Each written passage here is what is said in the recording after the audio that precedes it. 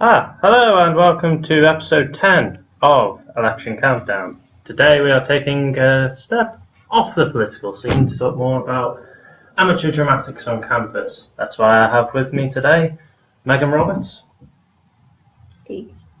Otherwise known as Mad Mego. There's a long story probably. That's not on here. So let's start off with where I know you from, U.S.L.E.S. Right. So U.S.L.E.S stands for University of Sheffield Light Entertainment Society, and it's always good to mention that because once a guy did try to fight me because he thought I called him useless. Oh yeah, I was there. It was a great moment. It was pretty really. plastered. We were in Domino's. Yeah, the classic Sheffield whatever night of the week it happened to be. But yeah, so we do pantomimes, and it's supposed to be like a very inclusive society, and it doesn't go off of your acting ability.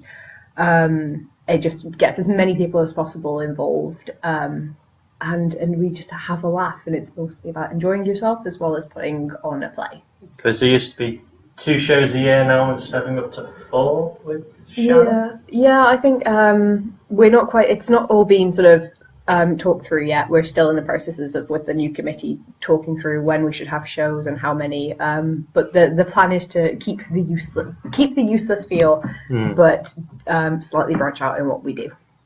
What about Sutco? They seem to be the more professional.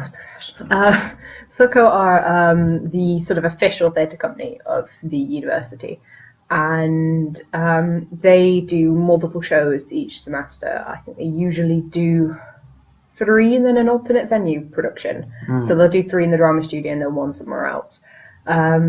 Those plays can be anything from student writing to serious pre-existing plays, and they go off acting ability within the auditions. Okay, and the last one that you're in, Platform. Platform is also very inclusive. They're less of a specific we do plays thing. They basically are trying to raise as much money as they can for charity. And they'll do various little events during the year, just like fun little things, learn how to do this or learn how to do that. And then they have one festival each year, and you can apply with whatever you want so long as it's not obscene to the festival. And they'll let you essentially do as you wish. I've done plays and it's fun. It's kind of like a green card to do whatever. So I could take, for example, Midnight on West Street, a unsuccessful useless applicant show which was about drunken debauchery and was had a bit of Frankie Boyle humour, that kind of thing. I could get away with a Platform, but useless being light-hearted. Well, it's one of those again where it's Platform basically is it depends on if they would have, because Useless decided that there are a couple of things that probably were best not put on a stage of the pantomimic variety. Again, it still just has to be child-friendly. Useless. Yeah. Platform doesn't have to be child-friendly, but equally has to be inclusions-friendly. So it's still, you have to be not do anything considered rude or offensive. So, you get around the scene a lot in the amateur dramatic sense. Anything that's on soon? But thanks for that. To Mad Mego. So the shameless plug really could be there's Shakespeare in the Park by Sutco, which happens to be Shakespeare play, 12th night in a park. Would you believe it? What days is that on, Megan? It's this coming Saturday and Sunday, 20th and 21st of May in Crookes Park at 2 p.m. and it is free. So free Shakespeare in a park.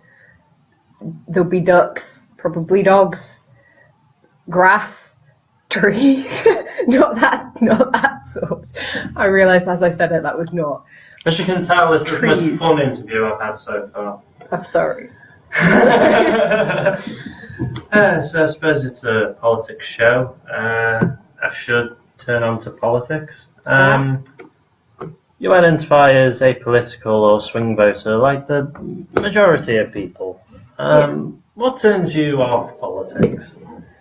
Well, it's kind of a weird one to explain because I do care. There seems to be like a idea that if you say you don't have a particular party that you go for, that you don't care as much. And it's like I will put the effort in to find out, and I have registered to vote. But it's the main thing that sort of frustrates me, and you often find it around university more so, but I also get it like where I live, is that if you say anything that goes against the general consensus of what is the seen right party to vote for, then you risk getting essentially lynched.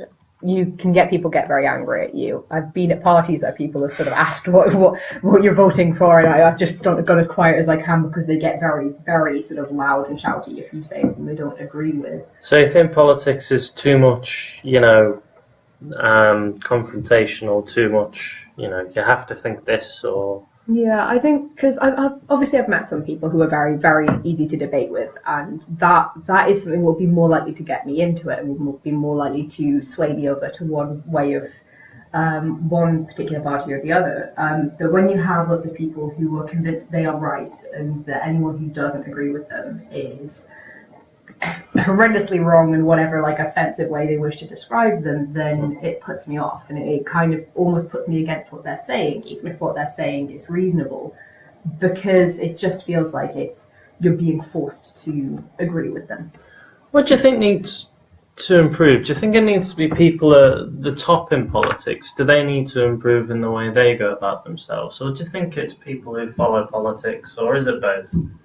I think it's a sort of a mix of both, really. I feel like there've been a couple of times where I've seen politicians that get a little bit petty. They don't truly rip into each other, but some of it gets, and you see it a lot in newspapers as well, as their headlines will be something that isn't actually related to what the politician's speaking about. It's something about the politician themselves, and it's sort of essentially just trying to put you off them as a person as opposed to what it is that they're trying to achieve, which is annoying because it makes it very difficult to see what you're actually voting for, and you just kind of get clouded by the things that aren't really the important part of it.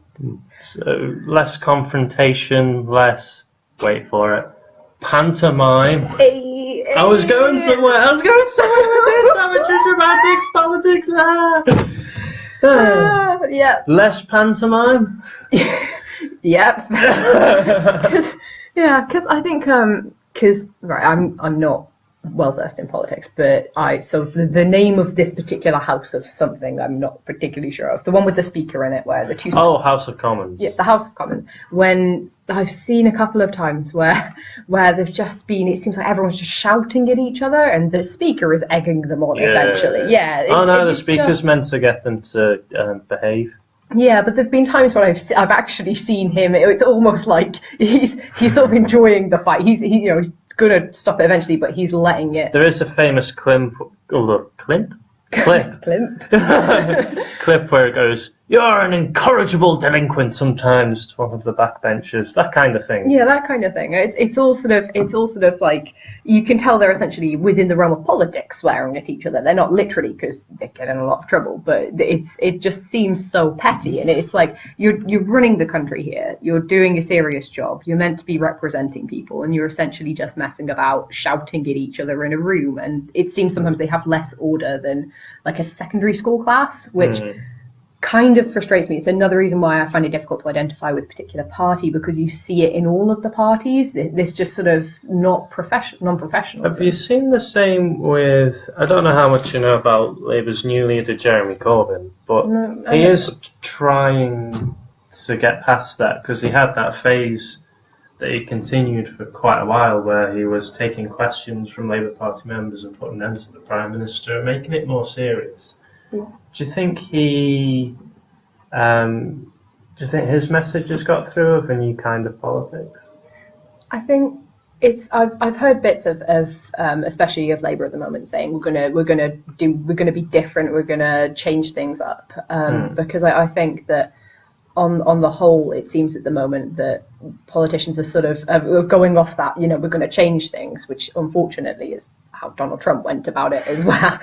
So it's I think it's good if he's going to change, and it's going to change for the better, but it's equally believing that he will do that. And it's, I think, another thing that kind of puts me off is you see so much in the past people saying we're going to do this, we're going to do that from each different party, and then that never happens, or it happens but it works against your favour. So because it's all a mixture of the kind of things which, you know, as a politics student, we get all the same kind of thing, you know. It's all shouting, they all break their promises, and do you also get the sense they're all in it for themselves rather than the wider public? I think that one's a bit more difficult to pin, because like sometimes I find it quite hard to read like what they are like as people, and I think some people definitely have that sort of, once they have power they become consumed by it, but equally you have some people who try and stay true to what they are. And, you know, in fairness, you can never please everybody. And, you know, I think any party you end up voting for, you will not agree with 100% of their policies. But yeah, I think sometimes they end up doing a change, which is not good. And will you be watching Election Countdown to get your daily political news, where we are non-confrontational and pantomimic? Good. Yeah. I will see this. I'm not gonna lie, I'm not gonna watch it religiously because I have many things to be dealing with at the moment. Yeah. So, yeah. Just a chance to get in there. I will be having Natalie Bennett on. I have heard your announcement. Which isn't impressive. On Wednesday. He got the peeps. So I have to ask this question because it's written down. Would a system of fish slapping be better? I feel in politics. So who can? Okay, let's spend many hours on this. Rather than argue, is a system of fish slapping better to decide? You know, to decide who the dominant political figure is whoever hits the hardest. With their fish. I mean, you've got to obviously set a couple of boundaries, like what fish are we talking? Are we talking the classic salmon, or are we branching out? I mean, you know, I did send you that picture of the big snapper. It's like a fish that's, you know... Just a big fish. If you go to Simonites, you'll get an idea of just the scale of the fish that I had in mind for this sport.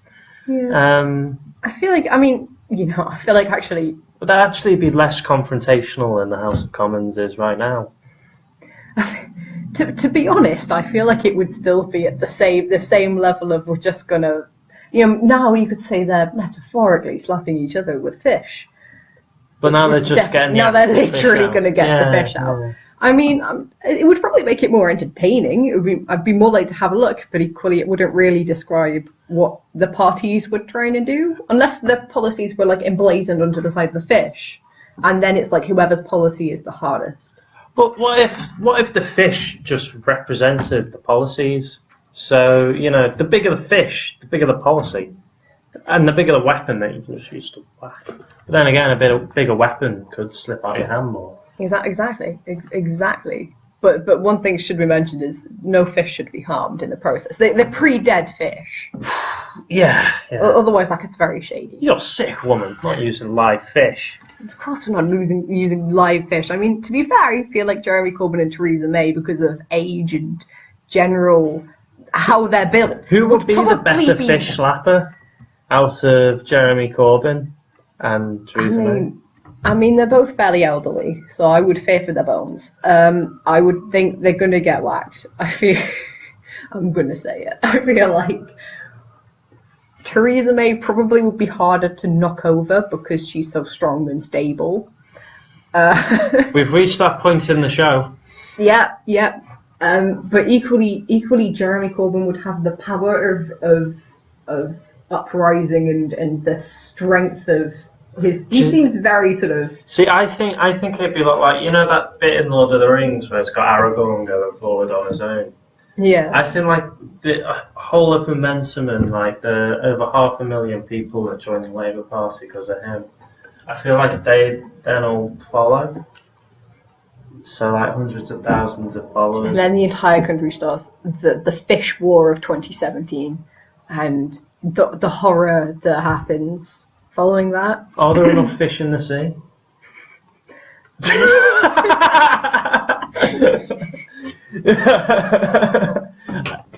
We answer a philosophical now.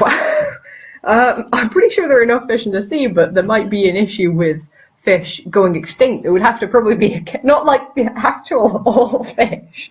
I mean, specific types of fish. Like if people start getting whales out, we've got an issue. Yeah. Like, is the whale the fish equivalent of a nuke? Would you do that thing they did in Top Gear where they had a cow on the top of the car, and to get off they like swung it round? Would you do the same with a whale? Just get on the top of like a bigger vehicle and then just you could need a pretty big vehicle swing for it a round. whale. I mean, that kind of begs the question at that point. You know, if someone then uses that vehicle as like a battering ram, are they breaking the laws of the fish war? Because it's not really using the fish; it's using the vehicle. It's just so many questions. I mean, one thing we do need to get clear is swordfish, clear ban. Oh yeah, or swordfish or sawfish. Sawfish. Yeah, Google image that. I've seen a sawfish in real life, and it's basically like a swordfish, but instead of having a sword, it has like a really jagged saw-like shape, and it's pretty scary looking. Yeah, none of those. Non-electric eels either. No jellyfish. No, nothing that can actually kill anyone. Yeah, not a live great white.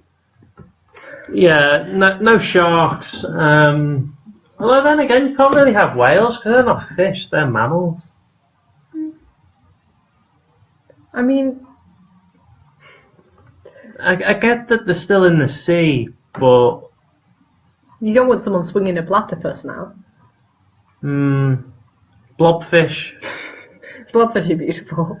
Blobfish have already had so much bad done to them by nature; they don't need anything. I feel like moving back onto politics, they'd be used for ideological warfare. Blobfish, because they're just so fucking weird.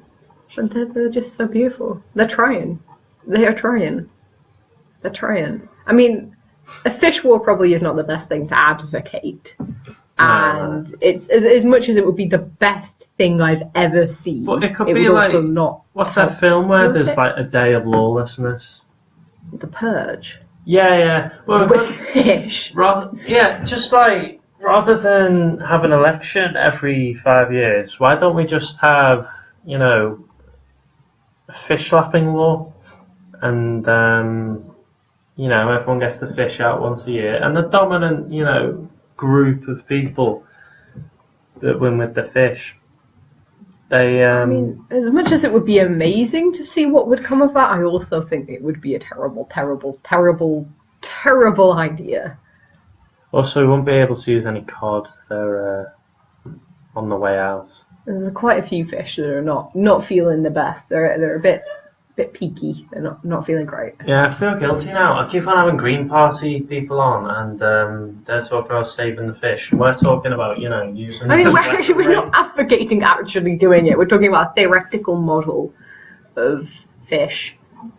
Unless, I mean, like my plan after this is to revise. Unless your plan was literally to go out, find the first fish you can, and instigate the fish war. No, I've got a dissertation due tomorrow. Is it about fish? Yeah. I've really started this show at the wrong time. Maybe. I really shouldn't be talking about fish slapping, and I should be doing a dissertation. But, you know, this is the big political question of the day. Should fish be used to resolve political issues? I mean, I'm going to say no. Okay. I'm going to say no on that. Yeah. As for drugs, any that you advocate? Like none? Maybe occasionally a strong cup of tea? For those who don't know, I make up various drug stories about Mad Mega, all of which I like to say on camera are not true. Thank you. These have been posted to my Facebook wall many a time. Yeah, you might want to share this video afterwards. A, to raise my profile, and B, because you just said in your own words the lack of actual truth behind the persona of Mad Mego, the character. Did I? You just said that I didn't. I don't recall. You have to play it back. And then give it more views. more views. Shameless. Very shameless. You're like something off Shameless. Ooh. Okay, well, that concludes it for Election Countdown. I don't quite know what happened today, but it did.